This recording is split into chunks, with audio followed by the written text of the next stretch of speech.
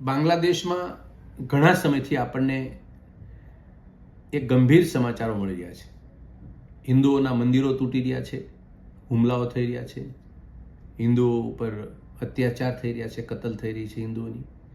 આવા અનેક પ્રકારના સમાચારોથી આપણે સૌ વ્યથિત છીએ. પરંતુ આ માટે આપણો દેશ શું કરી શકે? જે અત્યાચાર હિન્દુઓ ઉપર થઈ રહ્યા છે એને કઈ રીતે બચાવી શકાય એ આપણી સરકાર કરી શકે. અને આપણી સરકાર એ હિન્દુઓના ઠેકેદારોની સરકાર છે, હિન્દુઓના મસીહાઓ બનીને બેઠેલા એની સરકાર છે. એને કોઈ પ્રકારનું જ્ઞાન ઉપદેશ આપવાની જરૂર નથી, કારણ કે હિન્દુઓની એ રક્ષા કરવા માટે એ માહિર છે, સમજદાર છે.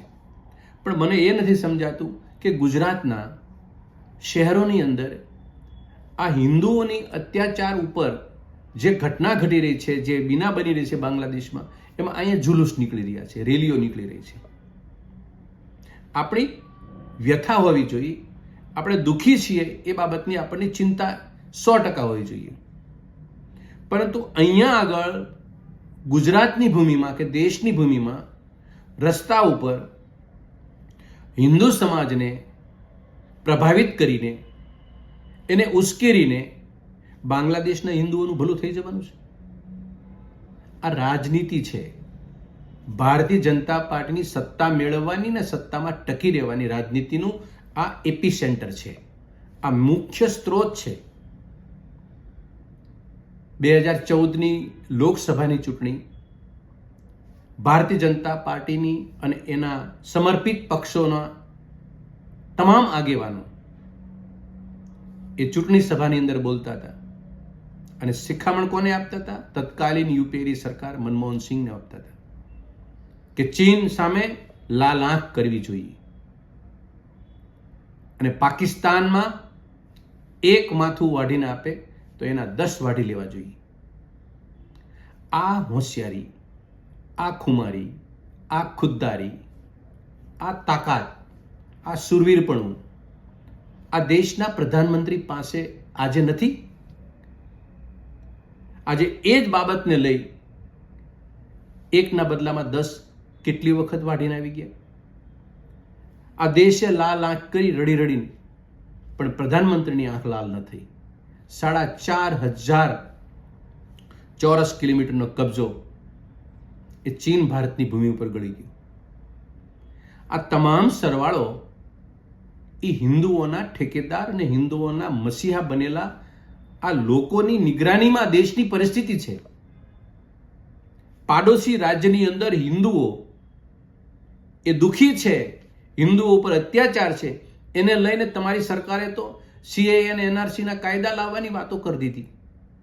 હિન્દુઓને બચાવવા માટેની, આપણે એને આશરો આપશું, આપણે એને નાગરિકત્વ આપશું, ત્યાં સુધીની વાત કરી.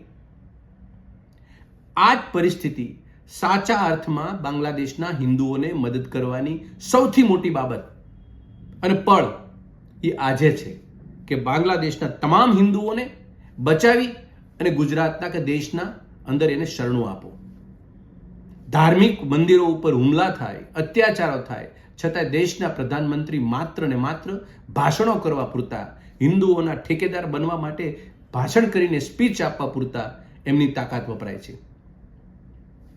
આજે ગામડાઓની અંદર ને શહેરોમાં જુલુસ કાઢવાની કોઈ જરૂર નથી. આપણી પાસે શસ્ત્ર તસ્ત્ર અંજામ બધું છે. ભૂતકાળની એક યાદ અપાવું.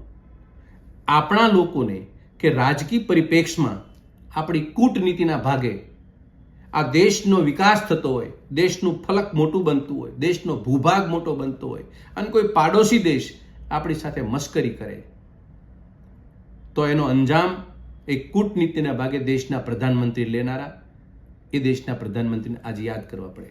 પાકિસ્તાનના 2 ટુકડા કર્યા અને આ દેશમાં કોઈ સેક્યુલર કે કોઈ કોંગ્રેસના લોકોએ જુલુસ નથી કાઢ્યા, એના માટે કોઈ રેલીઓ નથી કાઢી, એના ટુકડા કરી નાખ્યા, દેખાડી દીધું. હું પ્રધાનમંત્રી પાસે ઇન્દિરા ગાંધીમાં જે જજ્બો હતો, જે તાકાત હતી, જે સુવીરતા હતી, એ હું ખરા અર્થમાં એના નિર્ણાયક તબક્કે જોવા માંગુ છું કે આપ બાંગ્લાદેશના હિન્દુઓને બચાવો, આ દેશના હિન્દુઓને પણ બચાવો, આ દેશના નાગરિકોને પણ બચાવો. અને મણિપુર એની અંદર 17 મહિનાથી આપે મુલાકાત કરી લીધી. એ નાગરિક, એ દેશ, એ રાજ્ય એ પણ ભારતનો હિસ્સો અને ભૂભાગ છે, એને બરાબર યાદ રાખો. આભાર.